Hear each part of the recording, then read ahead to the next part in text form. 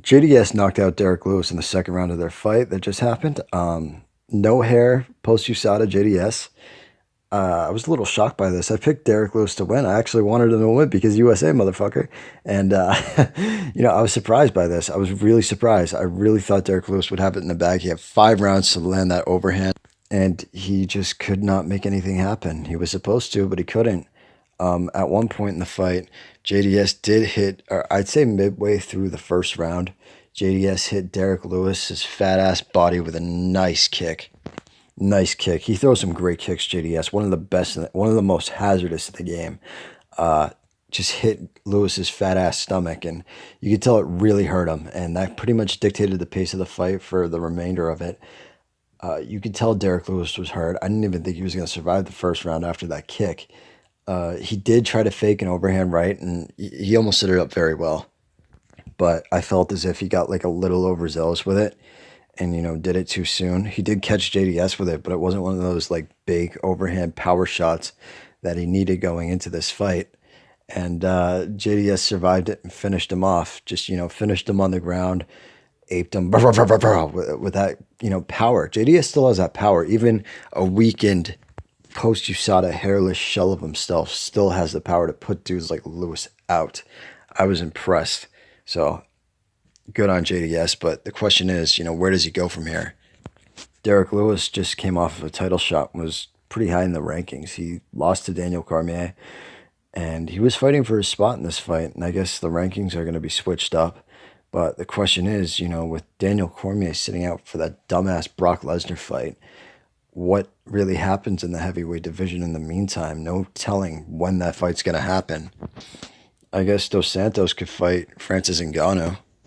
They were originally set to fight in the first place, but it got called off for whatever reason. It just never panned out. I don't know why. I think Ngannou might take it. And I guess the winner of that fight's Stipe, and the winner of that fight could fight Daniel Cormier. They're probably not going to give Stipe another shot because they're being assholes.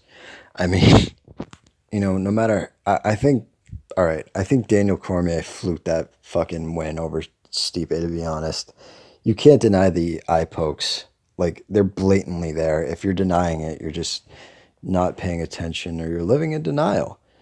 And he was the longest reigning heavyweight champion, so I do think he deserves a rematch. But yeah, man, Derrick Lewis, I don't know what happened to him in this fight. I think it had more to do with his testicular temperature not rising to the correct levels to handle Junior Dos Santos. Maybe his balls were cold. I think that might have played a factor because, when balls get cold, they kind of shrivel up, your package shrinks. It's not a good feeling.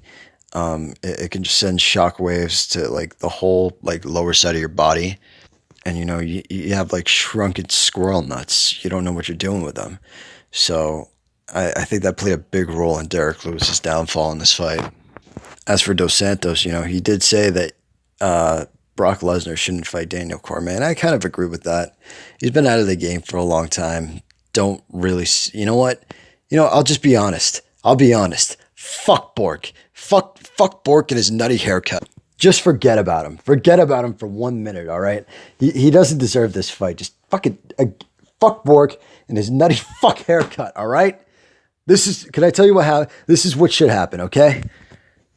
JDS fights Ngannou. Winner of that fights Stipe. Winner of that gets DC. Or they make John Jones come up to heavyweight, but he won't because he's a pussy.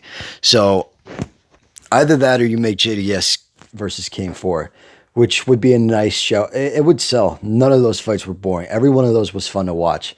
Complete wars, savages going in the cage. I think JDS takes that one.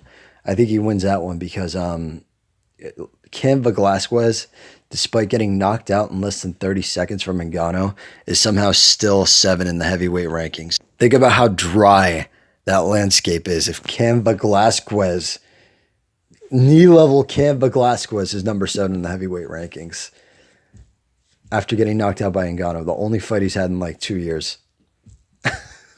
There's something funny about that. But you can make this fight. You can make the Ngannou fight. Winner that gets Stipe, whatever.